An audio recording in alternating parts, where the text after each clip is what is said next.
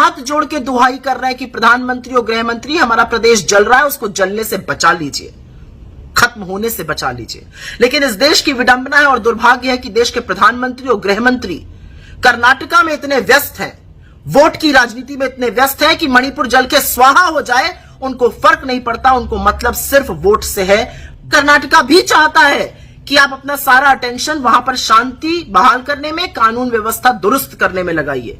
मणिपुर को जलने से बचा लीजिए मोदी जी। यहां पर वोट मांगना आपके कर्तव्य के खिलाफ है, शोक्ति नहीं है। मणिपुर वाकई में 4 दिनों से जल रहा है। हत्या, अगजनी, लूट, संपत्ति स्वाहा होने की दिल दहलाने वाली खबरें आ रही हैं। हिंसा इतनी उग्र हो चुकी है कि इंटरनेट पूरी तरह से, इस देश के पूर्वोत्तर का एक अहम राज्य है मणिपुर, और मणिपुर जल रहा है। यह अतिशोक्ति नहीं है। मणिपुर वाकई में 4 दिनों से जल रहा है। हत्या, अगजनी, लूट, संपत्ति स्वाहा होने की दिल दहलाने वाली खबरें आ रही हैं। हिंसा इतनी उग्र हो चुकी है कि इंटरनेट पूरी तरह से बंद कर देना पड़ा है। 16 में से 8 डिस्ट्रिक्ट्स में कर्फ्यू लगा हुआ है, मतलब आधे राज्य में, और भारतीय रेल ने रेलगाड़ी वहां भेजने से मना कर दिया है, सेवाएं प्रतिबंधित कर दी गई हैं।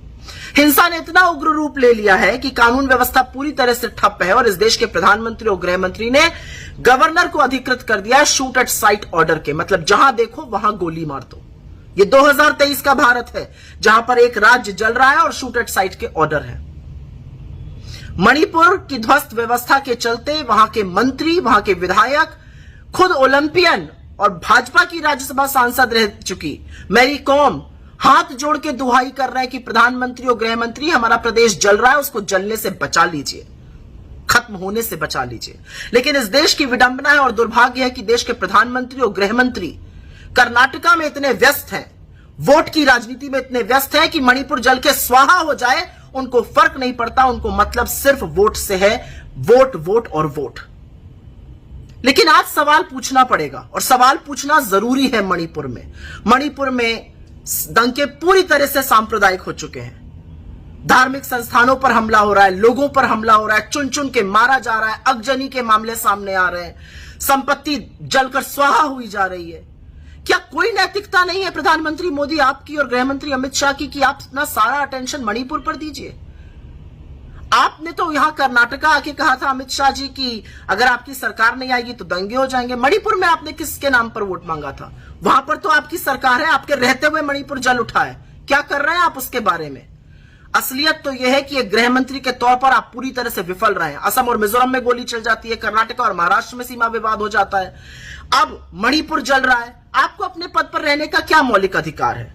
वास्तव में तो मणिपुर में 356 अनुच्छेद के तहत तुरंत राष्ट्रपति शासन लागू कर देना चाहिए और स्थिति बहाल, शांति बहाल करने के प्रयास करने चाहिए। और मोदी जी, मैं सिर्फ आपसे हाथ जोड़ के एक निवेदन करती हूं, आप इस देश के चुने हुए प्रधानमंत्री हैं, भाजपा के स्टार प्रचारक मात्र नहीं है। कर्नाटका भी देख रहा है कि मणिपुर के हमारे भाई बहनों के साथ क्या हो रहा है, और कर्नाटका भी चाहता है कि आप अपना सारा अटेंशन वहां पर शांति बहाल करने में, कानून व्यवस्था दुरुस्त करने में लगाइए। मणिपुर को जलने से बचा लीजिए मोदी जी। यहां पर वोट मांगना आपके कर्तव्य के खिलाफ है।